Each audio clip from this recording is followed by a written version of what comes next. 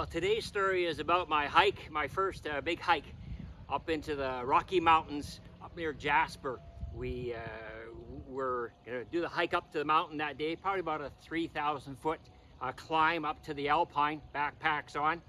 The first thing I remember is the cook said, "Okay guys," he says, "just so you know, weight is critical, how much you put in your pack. So if you pack too much, you're probably not going to make it all the way." So he says, anything that's not an absolute necessity, leave it here.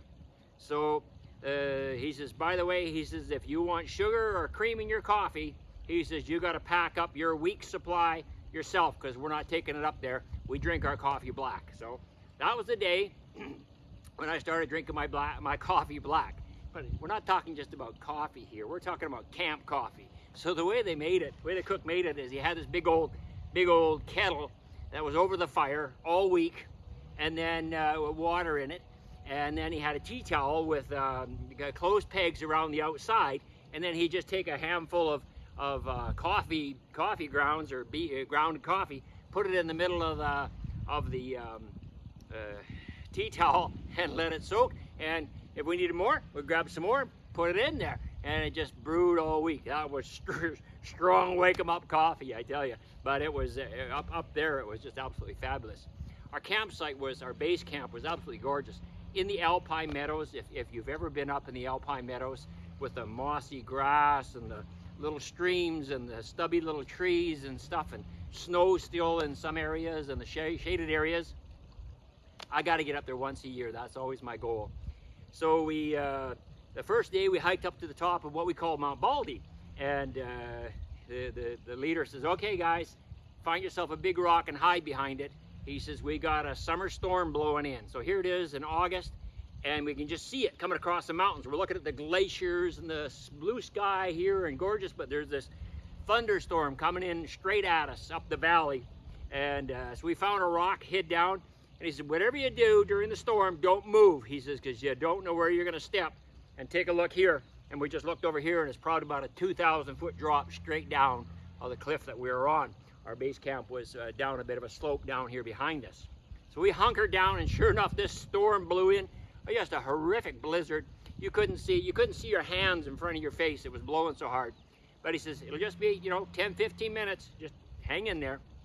So we did. We waited, and sure enough, the storm blew over. The blue sun came back out, and it was beautiful again. But it was even more beautiful because now everything was covered in this white, pristine, pure snow, just fresh fallen snow, and the trees and everything were just absolutely spectacular.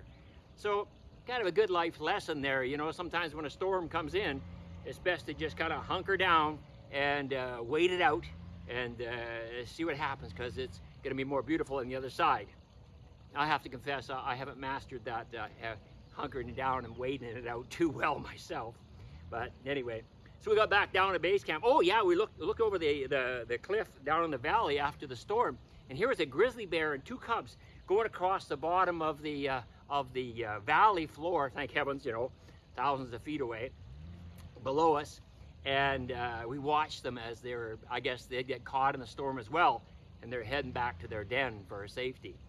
And we got back home that night, and there was a glacier-fed pond there, a pretty big pond, and I got to go for a swim. So I dove in off of the snow there into the pond, freezing ice cold, but I didn't tell anybody that. So oh, it's great, guys, come on in, 16-year-olds, what can I say?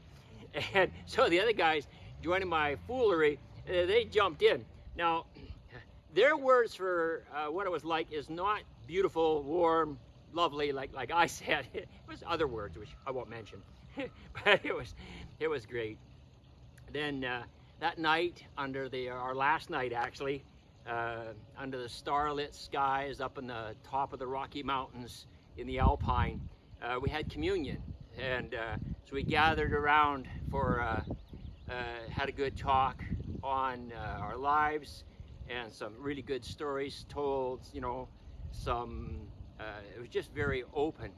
But I can't even get to explain the feeling of being at that high place, just singing and worshiping God in that moment, and then partaking in communion. And I really don't think that I'll ever experience anything like that again until we actually sit with Christ at the feast in heaven. So to me, that was God's kingdom had come. But for now.